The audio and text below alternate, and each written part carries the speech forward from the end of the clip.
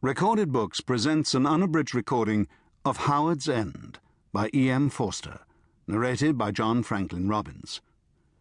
This book is copyrighted 1921 by E.M. Forster. This recording is copyrighted 1993 by Recorded Books. E.M. Forster was born in 1879. His father died when he was only 2 years old, and he was raised by his mother, who remained his devoted companion for more than 65 years. He went to King's College, Cambridge, where in later years he was a fellow. In the years prior to the First World War, he became a member of the band of literary and artistic friends known as the Bloomsbury Group. His first novel, Where Angels Fear to Tread, was published in 1905. Howard's End, his fourth, was published in 1910. And now, Howard's End. Chapter 1. One may as well begin with Helen's letters to her sister. Howard's End, Tuesday. Dearest Meg, it isn't going to be what we expected. It is old and little, and altogether delightful, red brick. We can scarcely pack in as it is, and the dear knows what will happen when Paul, younger son, arrives tomorrow. From hall, you go right or left into dining room or drawing room. Hall itself is practically a room. You open another door in it, and there are the stairs going up in a sort of tunnel to the first floor. 3 bedrooms in a row there, and 3 attics in a row above. That isn't all the house, really, but it's all that one notices. 9 windows as you look up from the front garden.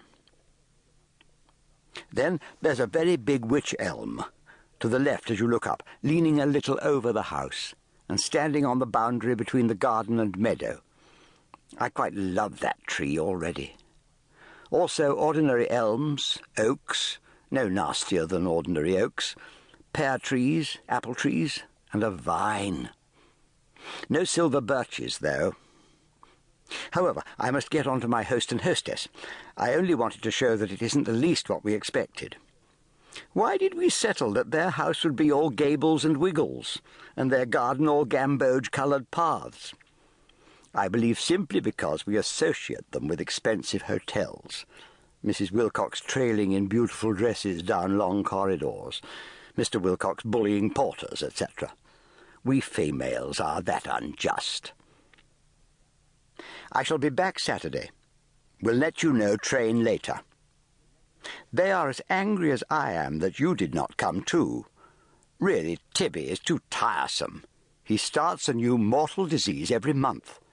How could he have got hay fever in London? And even if he could, it seems hard that you should give up a visit to hear a schoolboy sneeze. Tell him that Charles Wilcox, the son who is here, has hay fever too. But he's brave, and gets quite cross when we inquire after it. Men like the Wilcoxes would do Tibby a power of good.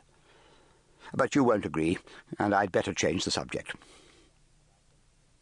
This long letter is because I'm writing before breakfast. Oh, the beautiful vine leaves.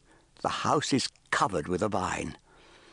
I looked out earlier, and Mrs. Wilcox was already in the garden. She evidently loves it. No wonder she sometimes looks tired. She was watching the large red poppies come out. Then she walked off the lawn to the meadow, whose corner to the right I can just see.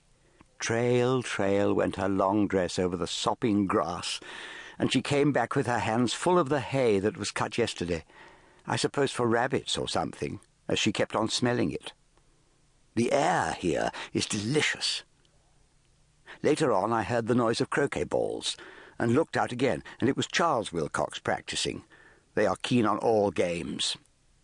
Presently he started sneezing and had to stop. Then I hear more clicketing and it's Mr. Wilcox practising, and then, a tissue, he has to stop too. Then Evie comes out and does some calisthenic exercises on a machine that is tacked onto a green-gauge tree. They put everything to use.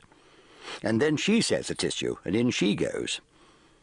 And finally, Mrs. Wilcox reappears, trail, trail, still smelling hay and looking at the flowers.